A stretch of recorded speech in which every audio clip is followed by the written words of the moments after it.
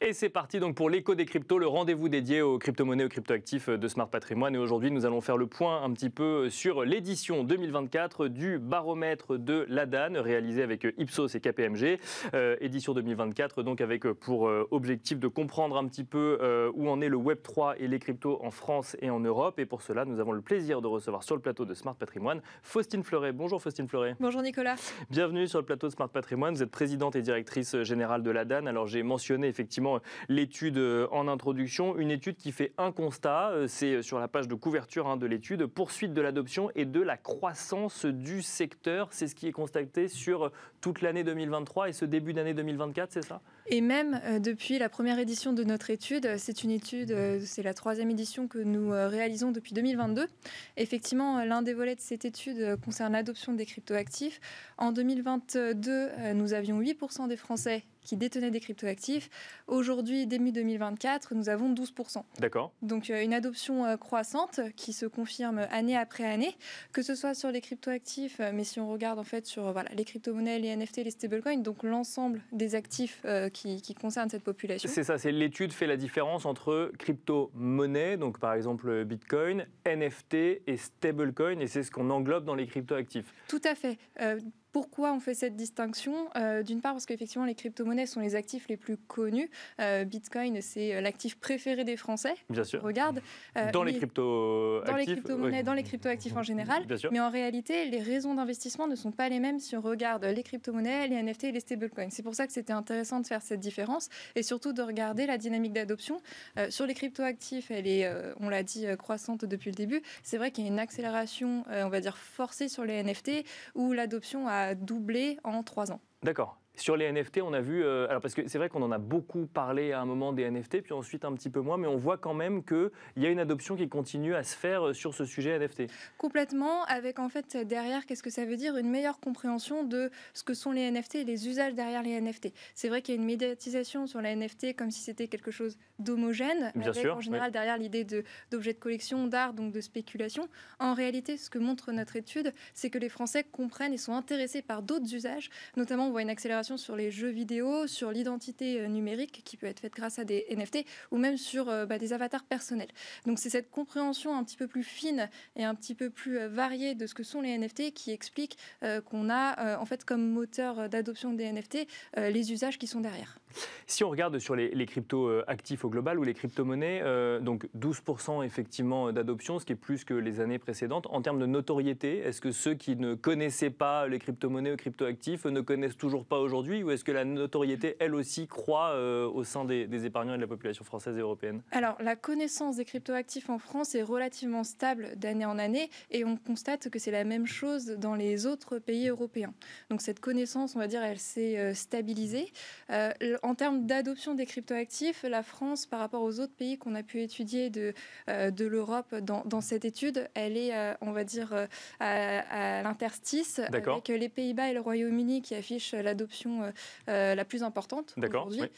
Mais la France est devant l'Italie et l'Allemagne. Donc c'est très intéressant, surtout que le potentiel, pour le coup, il est plus important sur l'adoption en France dans les années à venir.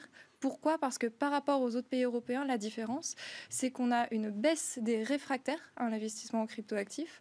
On a une stabilisation des intentionnistes qui sont en fait la population plus importante en France que dans les autres pays. D'accord. Et ça, on a des éléments d'explication sur le fait qu'il y a une baisse des réfractaires, comme vous dites, et peut-être des intentions un peu plus fortes sur le fait d'y aller dans les prochains mois ou prochaines années ? Alors, on a la France qui rattrape donc son retard par rapport aux autres pays européens. Ensuite, on a eu en 2023 des facteurs, on va dire, accélérateurs de confiance, notamment du point de vue réglementaire, où alors, on a la réglementation européenne qui se met en place cette année. Bien sûr. Il y a eu beaucoup d'explications, en tout cas de médiatisation l'an dernier par rapport au renforcement de la réglementation française sur les marchés de cryptoactifs.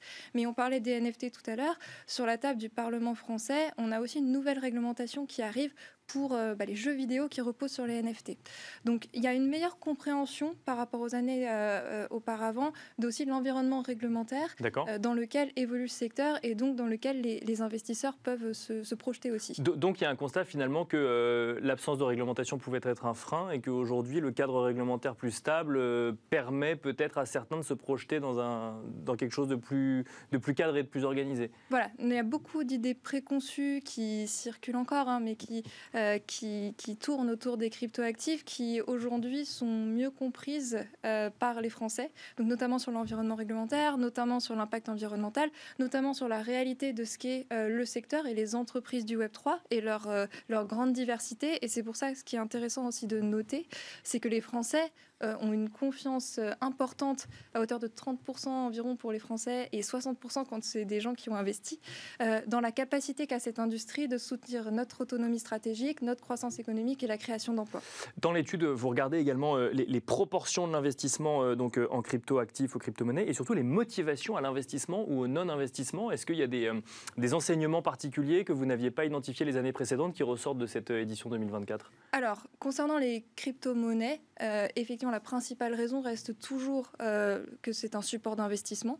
Ça est de plus en plus perçu comme une valeur refuge et surtout, on voit l'horizon d'investissement qui s'allonge d'année en année. D'accord. Concernant les stablecoins, ce qui est intéressant de voir, c'est l'intérêt que les Français ont en investissant dans les stablecoins pour accéder à la finance décentralisée. Donc, tous les nouveaux usages financiers rendus sur les blockchains de façon décentralisée et dont un des points d'entrée, c'est l'acquisition de stablecoins.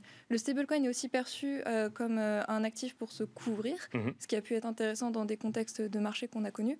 Et comme je le disais, les NFT, c'est plutôt la meilleure compréhension et la volonté d'utiliser ces NFT dans des usages très diversifiés, du divertissement à toujours la collection l'art, mais cette compréhension plus large de ce que c'est. Et donc, ce ne sont pas dans les raisons principales l'investissement et la spéculation sur les NFT que l'on retrouve.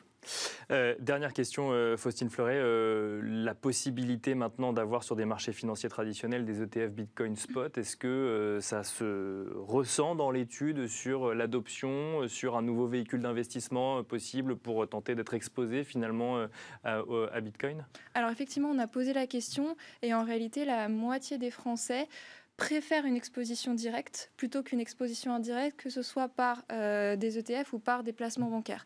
Donc là aussi, il y a une appétence à bénéficier vraiment des caractéristiques intrinsèques des cryptoactifs, notamment la propriété numérique de son actif, donc être vraiment dans le contrôle et pouvoir l'investir et désinvestir de façon immédiate et sans intervention de tiers, et justement la limitation de la chaîne d'intermédiation.